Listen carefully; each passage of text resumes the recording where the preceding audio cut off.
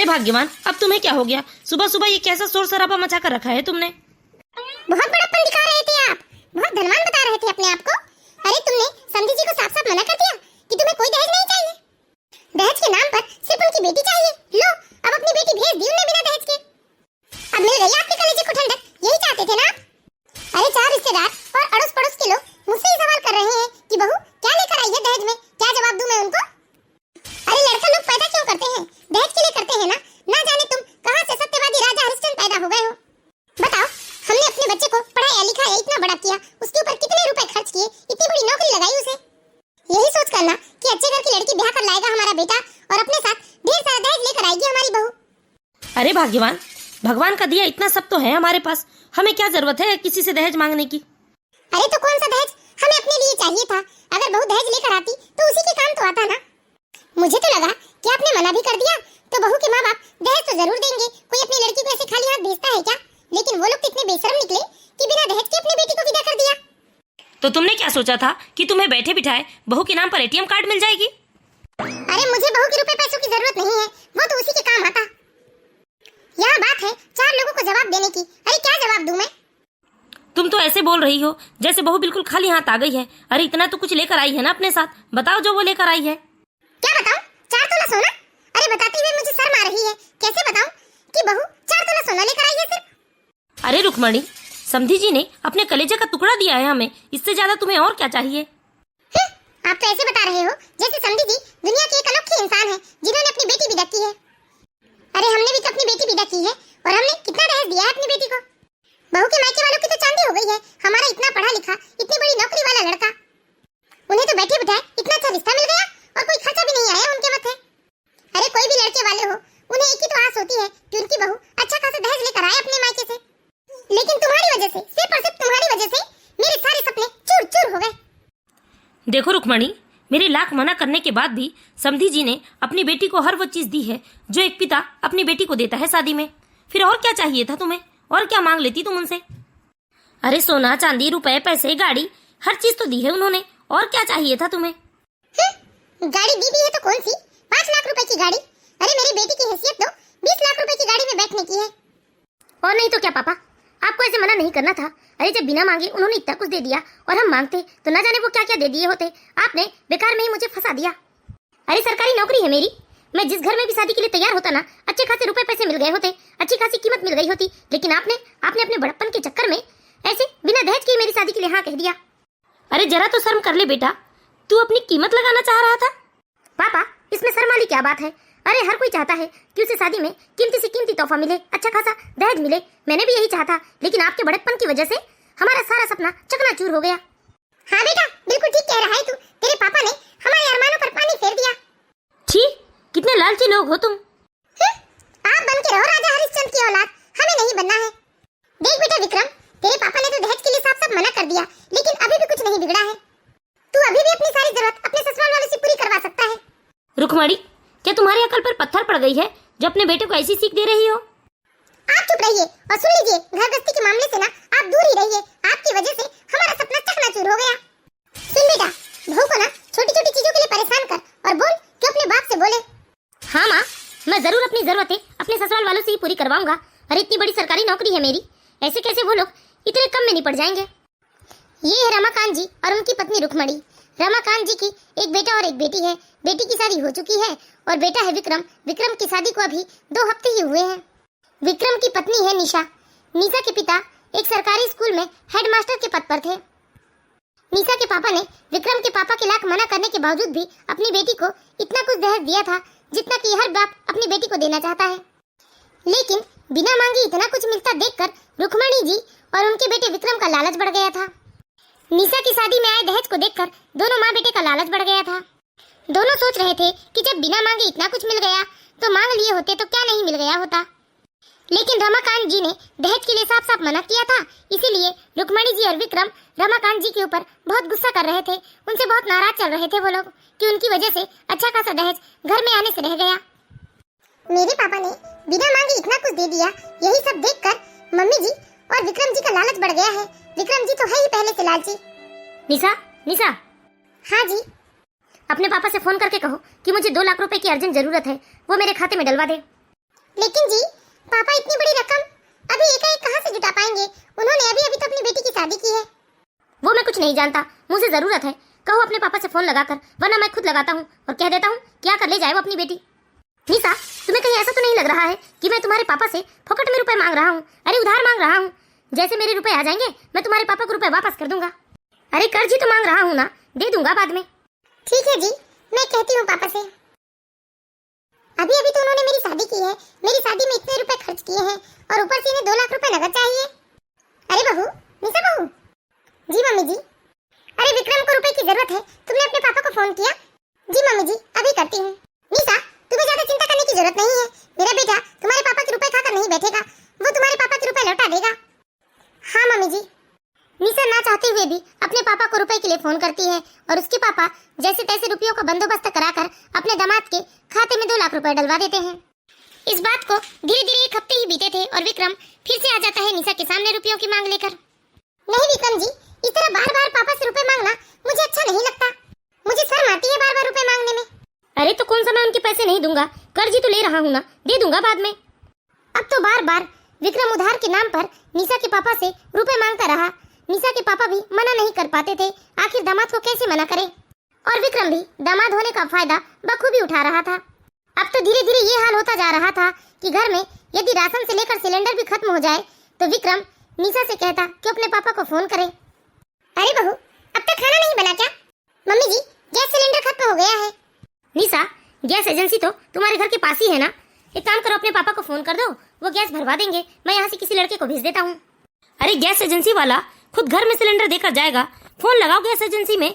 बार बार बहू को क्यों परेशान करते हो? क्यों अपने पापा को परेशान करे? अरे समधी जी ने अपनी बेटी दी है हमें, समधी जी ने हमारा ठेका नहीं ले रखा है कि घर में किराना खत्म हो चाहे गैस सिलेंडर, समधी जी ही रुपए खर्च करेंगे। और वैसे भी रुक्मणी, घर के खर्चे उठाने के लिए अभी मैं जिंदा हूँ। देखो जी, मैंने आपसे कितनी बार कहा है कि घर के मामलों से ना आप दूर ही रहे तो अच्छा है। हाँ पापा, आपको घर के मामलों में बोलने की जरूरत नहीं है, ये चूल्हा चौकी का काम तो मम्मी के अंडर का है ना। अरे तुम लोग बहुत लालची हो गए हो, लालच में इतने अंधे हो गए हो कि समधी जी की मजबूरी भी तुम लोगों को दिखाई नहीं देती। उन्होंने अभी अभी अपनी बेटी की शादी की है। अरे बेचारे ने इतने रुपए कहाँ से जुटाए होंगे, ना जाने उनके ऊपर कितने रुपए का कर्जा होगा। आपको समझ में नहीं आ रहा है क्या? मैंने कहा ना, घर के मामलों में बोलने की जरूरत नहीं है आपको, वरना लो आप ही चूल्हा चौकी संभाल लो, हम ही चले जाते हैं यहाँ से। विनाश काले विपरीत बुद्धि। अब तो धीरे धीरे निशा और विक्रम की शादी को 1 साल हो जाते हैं। अब तो हमेशा का यही लगा हुआ था, घर की कोई भी चीज खत्म हुई तो विक्रम की माँ बस निशा से कहती कि अपने पापा को फोन करे। अब तो निशा को भी अपने पापा की स्थिति का पता चल गया था कि निशा के पापा के ऊपर अभी निशा की शादी का बहुत सारा कर्ज है। बेचारी निशा बहुत ही मजबूर हो गई थी कि अब वो अपने पापा से कैसे रुपयों की मांग करे। सुन बेटा, तू मामा बन गया है। सच में माँ? लेकिन विक्रम, तुम्हारा खर्चा बढ़ गया बेटा। तुम्हें तो तुम्हारे जिया जी को सोने को उपहार देना पड़ेगा और जो नन्ना मुन्ना बच्चा आया है उसे भी तो कुछ सोना देना पड़ेगा ना तुम्हें, आखिर तुम इकलौते मामा हो। अरे माँ, चिंता किस बात की है, हमारा एटीएम कार्ड तो हमारे पास है ना। हाँ बेटा, सच कहता है, एटीएम कार्ड तो है हमारे पास। देखो माँ, कैसे यूज करता हूँ मैं एटीएम कार्ड को। निशा, निशा। क्या हुआ जी? अरे निशा, वो मुझे ना कुछ रुपयों की जरूरत थी, जरा तुम अपने पापा को फोन करके कहना तो कि मेरे अकाउंट में 1 लाख रुपए डाल दे, मैं उन्हें लौटा दूंगा बाद में। देखिए विक्रम जी, मुझे इस तरह से बार बार अपने मायके वालों से रुपए मांगना अच्छा नहीं लगता। इन 1 सालों में करीब 8-10 बार मैंने किसी न किसी बहाने से अपने मायके वालों से रुपए मांगे हैं। घर के छोटे छोटे काम के लिए भी पैसे मांगते रहते हो आप। अरे उधारी तो मांग रहा हूँ, लौटा दूंगा बाद में। जाने कितनी ही बार आपने उधार के नाम पर रुपए ले चुके हैं, लेकिन आज तक 1 रुपए भी नहीं लौटाया है मेरे पापा को। अरे बाप रे, देखो तो इसकी जुबान कितनी लंबी हो गई है। ऐसे कैसे तूने इसके बाप से कितना कर्जा ले लिया? रहती यहाँ है, खाती यहाँ की है और पैसों की गिनती अपने बाप की कर रही है। हाँ माँ, लगता तो मुझे भी कुछ ऐसे ही है। रुक जाओ, अभी मैं इसकी चर्बी ढीली करता हूँ। मार मार बेटा, और मार, इसकी हरकतें ही मार खाने वाली है। और ये बातों की नहीं, लातों की भूत है। मार इसे और निकाल इसे घर से, जाएगी अपने भिखारी माँ बाप के पास। निशा को कुछ समझ में नहीं आ रहा था। इस तरह लगातार विक्रम ने 3-4 झापड़ निशा के गाल में मारे। निशा को तो जैसे यकीन ही नहीं हो रहा था, क्योंकि उसने कभी ये उम्मीद नहीं की थी कि विक्रम कभी उसके ऊपर हाथ भी उठाएगा। निशा उन औरतों में से नहीं थी जो पति की मार खाकर सब कुछ चुपचाप बर्दाश्त कर ले रोगा कर। पूरे 1 साल में आज पहली बार वो दिन था जब विक्रम ने निशा के ऊपर हाथ उठाया था और निशा ये बिल्कुल भी बर्दाश्त नहीं कर पा रही थी। मार बेटा, रुक क्यों गया? और मारी से। अरे शर्म करो, कुछ तो शर्म करो मम्मी जी। अरे इतना पाप लेकर कहाँ जाओगी? देख ले बेटा, कैसे कैंची की तरह जबान चल रही है इसकी। अभी भी इसकी अकड़ ढीली नहीं हुई है। तो कोई बात नहीं माँ, रुको, अभी मैं इसकी अकड़ ढीली करता हूँ। बस बहुत हो गया, अब बर्दाश्त नहीं कर पाऊंगी। जैसे ही विक्रम फिर से निशा को मारने के लिए बढ़ता है, निशा को बहुत ज्यादा गुस्सा आता है और निशा गुस्से से विक्रम को धकेल देती है और विक्रम का सिर सोफे के हत्थे से जाकर टकरा जाता है, जिससे उसे चोट लग जाती है। हाय राम, इस चुड़ैल ने तो मेरे बेटे को मार डाला। अरे कोई तो डॉक्टर बुलाओ, मार डाले इस चुड़ैल ने मेरे बेटे को। क्यों रे चुड़ैल, यही सिखाया है तेरे माँ बाप ने? पति के ऊपर हाथ उठाते हुए तुझे शर्म नहीं आ रही है? चुल्लू भर पानी में डूब मर। तेरी इतनी हिम्मत आ गई कि तूने मेरे बेटे के ऊपर हाथ उठाया। रुक जा, अभी निकालती हूँ तेरी अकड़। अरे तुम लोगों ने क्या मुझे भोली भाली समझ कर रखा है कि जितना चाहे तुम लोग मेरे ऊपर अत्याचार करते रहोगे और मैं चुपचाप तुम्हारे सारे अत्याचार सहती रहूंगी? रुक जा, अभी बताती हूँ तुझे। तू मेरे बेटे के ऊपर हाथ उठाएगी? रुक, अभी तेरा सिर फोड़ती हूँ। छोड़ मेरा हाथ, छोड़। अरे छोड़ चुड़ैल, छोड़ मेरा हाथ, छोड़। नहीं छोड़ूंगी आपका हाथ। निशा ने अपनी सास के हाथ से डंडा छुड़ाते हुए अपनी सास का हाथ मोड़ दिया। न जाने निशा के अंदर इतनी शक्ति कहाँ से आ गई थी। आज तो निशा साक्षात माँ दुर्गा का रूप बन गई थी। निशा की सास चीख चीख कर कह रही थी कि वो उसका हाथ छोड़ दे, लेकिन निशा अपनी सास का हाथ छोड़ने को तैयार ही नहीं थी। कितना खून बह रहा है, कितना दर्द हो रहा है मुझे। अरे तू छोड़ मेरी माँ को, छोड़ निशा। अरे कोई तो बचाओ, छोड़ ना चुड़ैल, मेरा हाथ छोड़। अरे छोड़ ना, मेरे हाथ में दर्द हो रहा है, छोड़ मेरा हाथ छोड़। अरे कोई आ तो बचाओ मुझे, इस चुड़ैल ने मेरा हाथ पकड़ लिया है। इस तरह से रुक्मणी जी जोर जोर से चीखने लगती है। रुक्मणी जी की चीखने की आवाज सुनकर भागते हुए रमाकांत जी अंदर आते हैं और वो देखते हैं कि उनकी पत्नी तो उनकी बहू के हाथों दबी हुई है। लेकिन ये सब नजारा देखने के बाद भी रमाकांत जी कुछ नहीं कहते और चुपचाप बाहर जाने लगते हैं। बचाओ ना जी, देखो ना, अरे चुड़ैल ने मेरा हाथ मरोड़ दिया है। अरे बचाओ मुझे, छुड़ाओ इसके चुंगल से। अरे आप कहाँ बाहर चले? बचाओ मुझे इसके चुंगल से। अरे अंधे तो नहीं हो गए हो क्या? दिखाई नहीं दे रहा है? मार डाली इसने मेरे बेटे को, अब मुझे भी मार डालेगी। बचाते क्यों नहीं हो मुझे? रमाकांत जी अपनी बहू की ओर देखते हैं तो उनकी बहू गुस्से से कांप रही थी। ये सब देखकर तो रमाकांत जी को बिल्कुल आश्चर्य नहीं होता, बल्कि उन्हें ये सब देखकर बहुत अच्छा लग रहा था, क्योंकि इन दोनों माँ बेटे को ऐसी सजा की जरूरत थी, क्योंकि ये दोनों हद से ज्यादा लालची हो गए थे। ये सब देखकर तो रमाकांत जी ने सोचा कि कुछ ना बोलने में ही भलाई है, इसीलिए वो वहाँ से चुपचाप जाने लगते हैं। अरे बुत बने क्या खड़े हो? छुड़ाओ इसके चुंगल से मुझे। क्या देख रहे हो? अंधे तो नहीं हो गए हो? अरे इसने हमारे बेटे को मार डाला, अब मुझे भी मार डालेगी। पापा बचाओ हमें पापा। अरे रुक्मणी, तुम लोग इतने जल्दी मरने वाले नहीं हो। जो हो रहा है बिल्कुल सही हो रहा है। वैसे भी तुमने मुझे बोला था ना कि घर के मामलों से मुझे दूर ही रहना चाहिए, इसलिए मैं दूर जा रहा हूँ तुम लोगों से। अब तो रुक्मणी जी बहुत परेशान हो जाती है। उन्हें समझ में नहीं आता कि अपने आप को कैसे अपनी बहू की चुंगल से छुड़ाए। सारी कोशिश करने के बाद आखिर थक हार कर कुछ सोचते हुए रुक्मणी जी ने गिरगिट की तरह रंग बदलते हुए बोला, अरे छोड़ दे बहू, मेरे बेटे को होश में लाने दे, मर जाएगा वह। अरे कुछ तो इंसानियत बची होगी तुम्हारे अंदर, तुम्हारे होने वाले बच्चे का बाप है वो। अरे क्यों अपने बच्चे को पैदा होने से पहले अनाथ करना चाहती हो? बेचारी निशा बच्चे का नाम सुनते ही कमजोर पड़ गई। इन राक्षसों के चक्कर में वो तो भूल ही गई थी कि वो माँ बनने वाली है। फिर भी निशा ने अपनी सास से बहुत गुस्से में कहा, सुन बुढ़िया, ये पहली और आखिरी बार समझा रही हूँ तुम दोनों माँ बेटे को। समझा देना अपने इस बेटे को कि मेरे से दूर रहे। अगर दोबारा तुम लोगों ने अपनी ये नीच घटिया हरकतें शुरू की मेरे साथ, तो मुझसे बुरा कोई ना होगा। विक्रम बेटा उठ, देख तेरा खून बंद नहीं हो रहा है। चल बेटा, मैं तेरी पट्टी कर देती हूँ। बेटा तू ठीक तो है बेटा? माँ अभी पुलिस बुलाओ, अभी क्या अभी इसे मैं पुलिस के हवाले करूँगा। हाँ, बुलाओ, पुलिस बुलाओ। मैं भी तो देखती हूँ कि पुलिस किसकी सुनती है, तुम्हारे जैसे राक्षसों की या फिर मेरी। अरे बेटा, बहू को गुस्सा मत चढ़ा, पागल हो गया है क्या? कहीं उल्टा सीधा केस कर देगी ना तो लेने के देने पड़ जाएंगे। अगर कहीं उल्टा सीधा केस बन गया ना तो हमारे पूरे परिवार को ये बहू तो जेल की हवा खिला देगी। अब ये पहली वाली सीधी सादी निशा नहीं है बेटा। हाँ बेटा, आज मैंने इसका वो रूप देखा है जो तुम लोगों ने नहीं देखा है।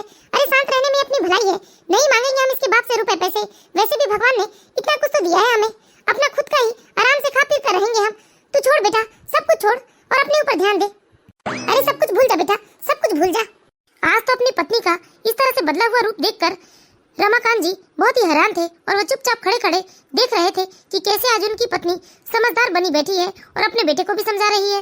हाँ बेटा, मेरी बात मान ले, अरे छोड़ ये सब चक्कर, कोई जरूरत नहीं है इसके बाप से पैसे वैसे मांगने की। चल चल तू अंदर चल, मैं तेरी मलहम पट्टी कर देती हूँ।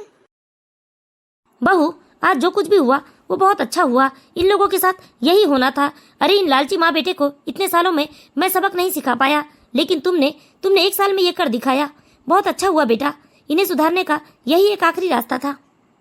देखिए पापा जी, एक बेटी अपने माँ बाप की मजबूरी को समझ सकती है। मैंने देखा कि मेरे माँ बाप कितने मजबूर हैं।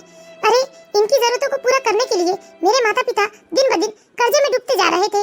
ये सब मैं कैसे बर्दाश्त कर सकती पापा जी? क्यों दोस्तों, सही कहा ना मैंने? क्या एक बेटी अपने पापा को इस तरह से कर्जे में डूबते हुए देख सकती है, वो भी अपने पति के शौक पूरा करने के चक्कर में? तो मैं आशा करती हूँ दोस्तों, आप लोगों को हमारी ये कहानी जरूर पसंद आई होगी। यदि कहानी अच्छी लगी हो तो प्लीज इस वीडियो को लाइक कीजिए और इसी तरह की मोरल स्टोरीज देखते रहने के लिए हमारे चैनल सास बहू की दुनिया को सब्सक्राइब करें। Thank you watching for my video.